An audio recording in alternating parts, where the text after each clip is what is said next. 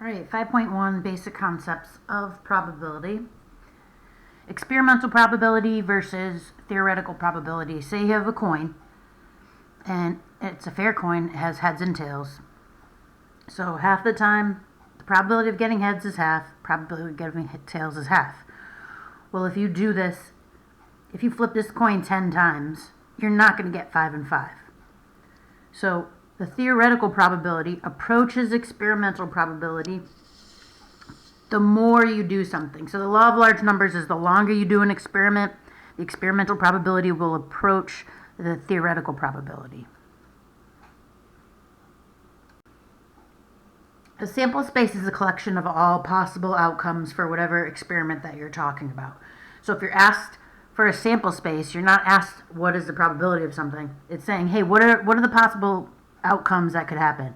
So if the experiment was to toss a coin, your sample space could be heads or tails. If your experiment was to roll a fair die, it's a fair six-sided die, so your sample space is 1 through 6. If the experiment was selecting a student at random from a list of 10,000 at a large university, your sample space is going to be the 10,000 students. I'm not going to list 10,000, but they're all in the sample space. It's important to identify your entire sample space because that is going to be the denominator when you solve for probability. So when you're asked for the probability of something, you need to say what are they talking about over the total number in the sample space, and it becomes a fraction. The notation is what's the probability of an event A happening. So this P parenthesis A is saying, hey, what's the probability of event A happening? So it's probability notation. An event, it's either, if it does, it's not going to happen at all, it's 0. If it's 100% going to happen, it's 1 whole. And probabilities always have to be between 0 and 1. So it's going to be a fraction, the number of outcomes over the total in the sample space. And that's how you're going to calculate your probability. So let's do some basic probability questions. If a fair die is rolled, find the probability that an odd number comes up. Well, we know our fair die is six-sided die. And so the total sample space are 6. The notation is what's the probability that an odd number. So I have 1, 2, 3 odds. So that would be 3 over 6. 3 divided by 6. I'm going to reduce my fraction, or I could leave it in decimal or percent. It's how they're going to ask, how do they ask me to answer it? And they're all equivalent.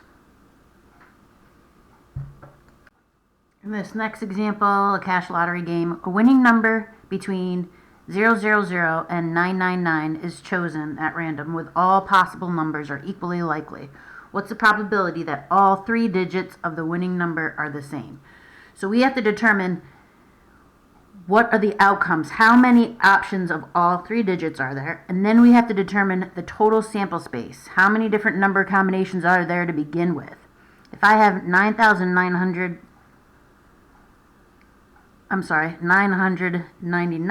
and 000, that's going to put me at 1,000 because I have to include this as 1. So the total sample space is 1,000. How many different combinations of all the same digits?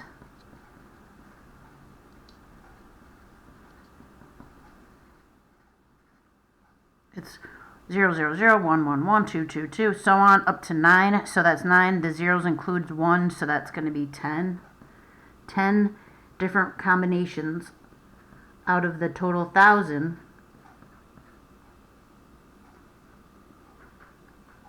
is 1 in 100 is my probability. All right, our next example, we're talking about a family that has 3 children. So the order matters if you have a boy or a girl, first, second, or third. So the first thing you need to do is how many different combinations, if you have 3 kids, can you possibly have? That's going to be our entire sample space. That's going to be the denominator.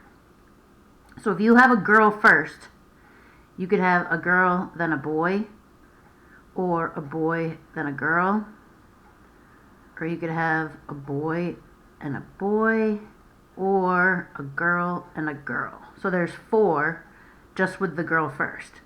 Let's do a boy first. I'm just going to copy this second half here. Boy, girl.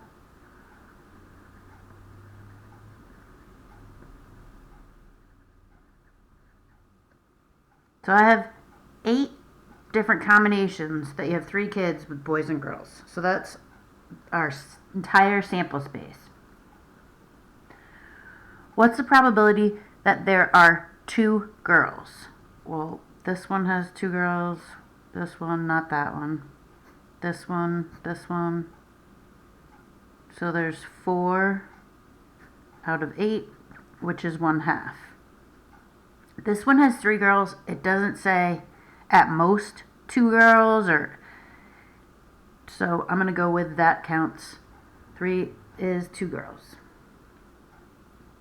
What's the probability that all 3 children are the same gender? There's only 2 of those out of the total 8. So it's 1/4. Probability is 1/4. So once you're asked probability, no, you have to have a fraction.